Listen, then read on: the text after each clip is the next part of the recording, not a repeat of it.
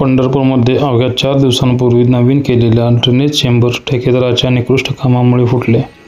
नगर परिषदेचा अजब कारभार.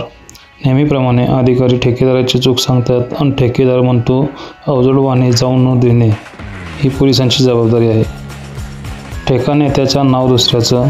सदर कामाची सखोल चौकशी केली असता असे समजत आहे की सदर ठेका हा पंढरपूरच्या बड्या नेत्याचा असून दुसऱ्याच्या नावावर घेण्यात आलेला आहे. अवजड वाहने पोलिसांनी सोडल्यामुळे चेंबर फुटले आहे असे उत्तर सदर ड्रेनेज तयार केलेल्या ठेकेदाराने बोलताना दिले.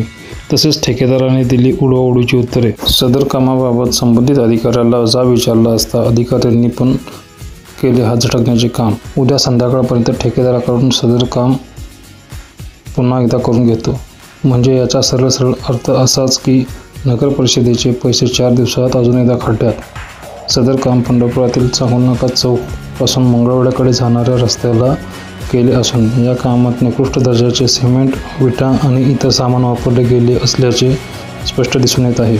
एकंदरीत या चेंबरची दुरुस्ती ही आज निकृष्ट दर्जाची झालेली असल्याचे स्पष्ट दिसून आले.